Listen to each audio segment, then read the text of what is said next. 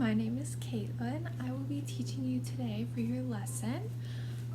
This week we are doing a Thanksgiving theme, and I love Thanksgiving. It is one of my favorite holidays, and one of my traditions that we always do during Thanksgiving is that I always make the pies with my grandma, and I wish we were in person so I could hear more about what you guys do for Thanksgiving. But unfortunately, we are not together, but this is the best that we can do.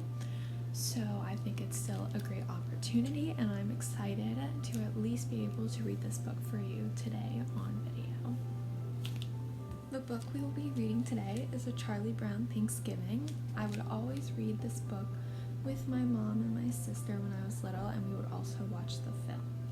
So let's get started. A Charlie Brown Thanksgiving. It's Thanksgiving, and Charlie Brown's friend Lucy can't wait to celebrate. "Charlie Brown, I'll hold this football and you kick it," Lucy says. "You can't fool me," says Charlie Brown. "I'll come running up and you'll pull the football away like you always do." "But one of the best traditions is the Thanksgiving football game," says Lucy, "and the most important part is the kickoff." Charlie Brown thinks Lucy will let him kick the football if it's a holiday tradition. He runs towards the football, but she pulls it away again.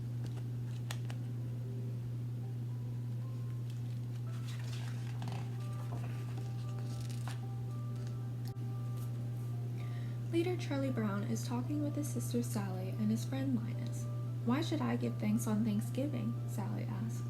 "I haven't even finished eating my Halloween candy yet. Besides, all Thanksgiving does is make more work for us in school." Linus disagrees. "Thanksgiving is a very important holiday," he explains. "Ours was the first country in the world to make a national holiday to give thanks." Sally sighs and stares lovingly at Linus. "Isn't he the cutest thing?" Linus just rolls his eyes. "What are you going to do on Thanksgiving, Charlie Brown?" "Sally and I are going over to our grandmother's house for dinner," Charlie Brown says.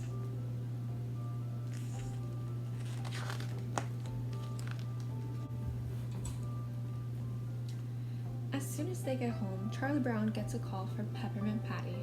"My dad said I could join you for Thanksgiving," she says. "I don't mind inviting myself over, since I know you kind of like me, Chuck." Charlie Brown tries to explain that he is going to his grandmother's house for dinner, but Peppermint Patty keeps talking over him. "By the way, I told Marcy and Franklin about the turkey dinner you're having, so you can count on 3 for dinner." Peppermint Patty has invited herself, Marcy, and Franklin over for Thanksgiving dinner, and I'm not even going to be home, Charlie Brown groans to Linus. Linus has an idea. "You can have 2 dinners. Cook the first one for your friends, and then go to your grandmother's house with your family for the second one."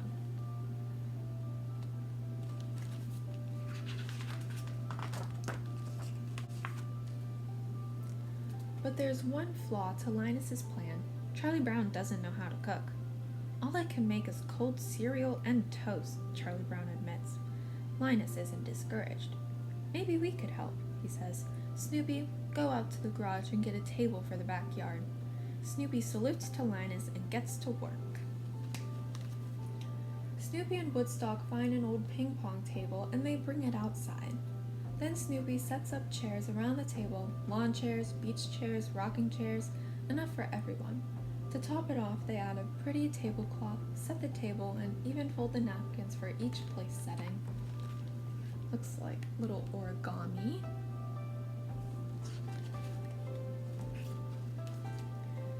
Now that the table is ready, Snoopy, Woodstock, Charlie Brown, and Linus start to make Thanksgiving dinner. Linus and Charlie Brown set up toasters and put in slices of bread. Once the bread is toasted, Snoopy butters all the pieces and stacks them on a serving platter. While Linus and Charlie Brown get popcorn, jelly beans, and pretzels, Snoopy and Woodstock disappear for a minute, and then they return dressed up like pilgrims. Charlie Brown isn't impressed. "How can you serve the food in that ridiculous outfit?" he scolds Snoopy. "The guests will be here soon."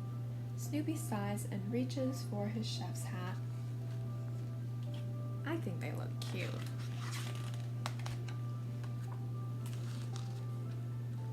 Soon Peppermint Patty, Marcy, Franklin, arrive and follow Charlie Brown out to the big table in the backyard. It's time for dinner. Snoopy is about to serve the guests when Peppermint Patty cuts in. "Shouldn't we say grace first?" she asks. Linus stands up. "In the year of 1612, the Pilgrims had their first Thanksgiving feast," he begins. Elder William Brewster, who was a minister, said a prayer that went something like this: "We thank God for our homes and food and our safety in a new land. We thank God for the opportunity to create a new world for freedom and justice." "Amen," Peppermint Patty says.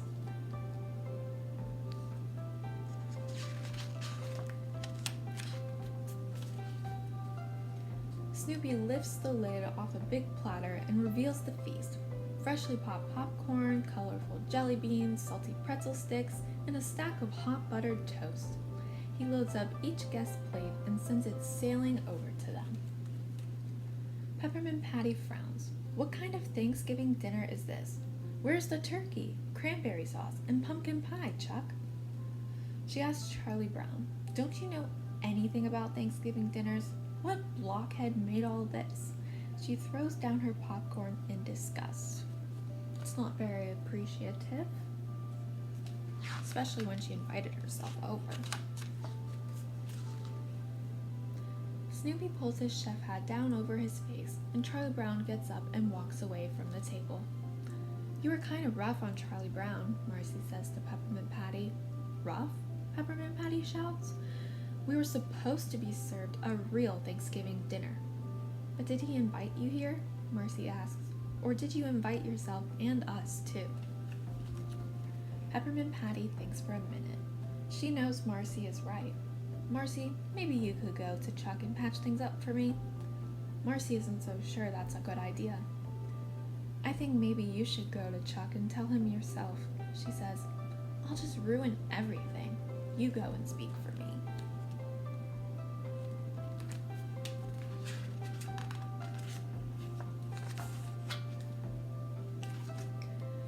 Back in the house, Marcy finds Charlie Brown in the living room, looking upset.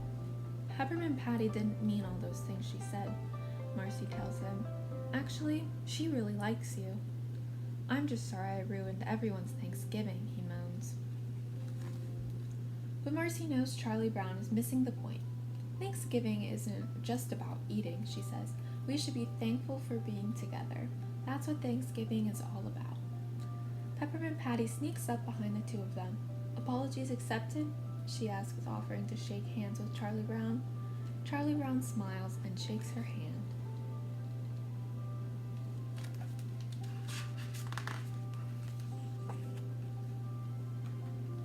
Just then the clock chimes. "Good grief," Charlie Brown cries. "It's 4 o'clock. He and Sally are supposed to be at their grandmother's house in half an hour." Charlie Brown picks up the phone and dials his grandmother's number. You can see how worried he looks. Charlie Brown starts to tell his grandmother that they'll be late for dinner because their friends haven't eaten yet. But after a minute, he breaks into a huge grin. Everyone, Charlie Brown, Sally, Franklin, Linus, Peppermint Patty, and Marcy, is invited to Thanksgiving dinner at his grandmother's house.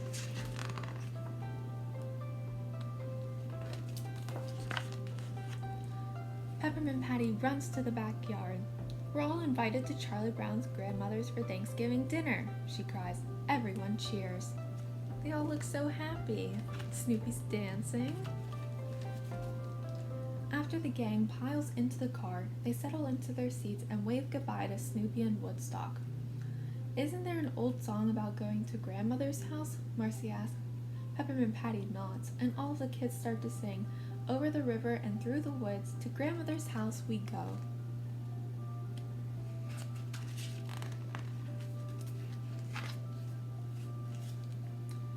Back at Snoopy's doghouse, Snoopy and Woodstock put the finishing touches on their own Thanksgiving dinner, with pumpkin pie for dessert. Thanksgiving is always special, especially when you celebrate it with friends. The end. I hope you enjoyed the book as much as I do. I know that when I was little, it was always a tradition with Charlie Brown. My mom loves Snoopy, and I think that's where my love for the books have grown from.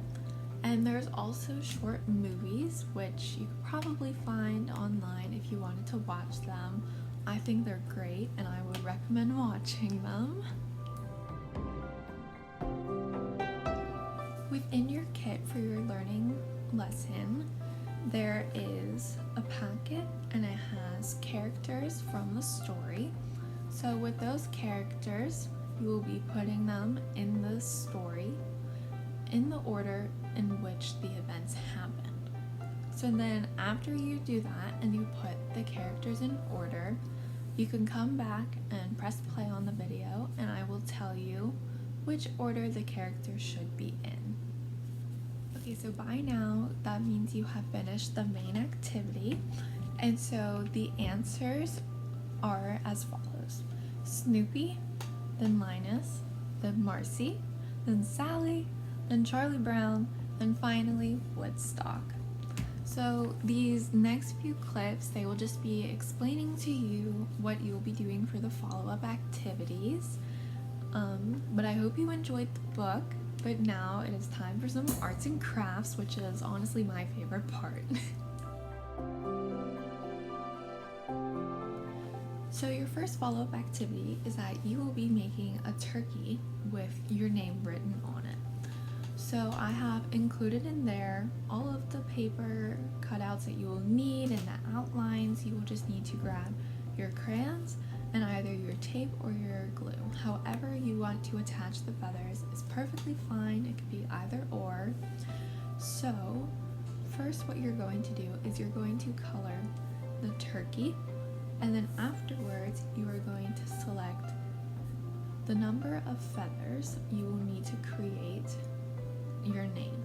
So my name is Caitlin, so that means that I would select 7 feathers in order to spell my name out letter by letter on the feathers to attach to the turkey. I really hope that made sense, but if not, I will include a picture right now of what it should look like.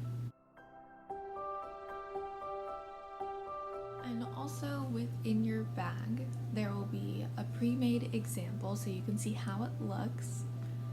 But go have fun and check back in with me after for the last follow-up activity. Okay, your last follow-up activity, I want you to go grab all of your family members right now, so you can pause the video and go grab them. Okay, now that you have all of your family members with you, I will be explaining to you what you will be doing. So, I think that showing appreciation and gratitude towards people in your family or just what you have in your life is very important. So I want you guys to sit at the table or in your family room, and you will use the list that I have provided with you. It's an empty list. You will be filling it in with things that you are grateful for. Like you can say, I am grateful for having such a wonderful sister or brother. And you will write that down, and everyone will be going around the room and sharing things that they're thankful for.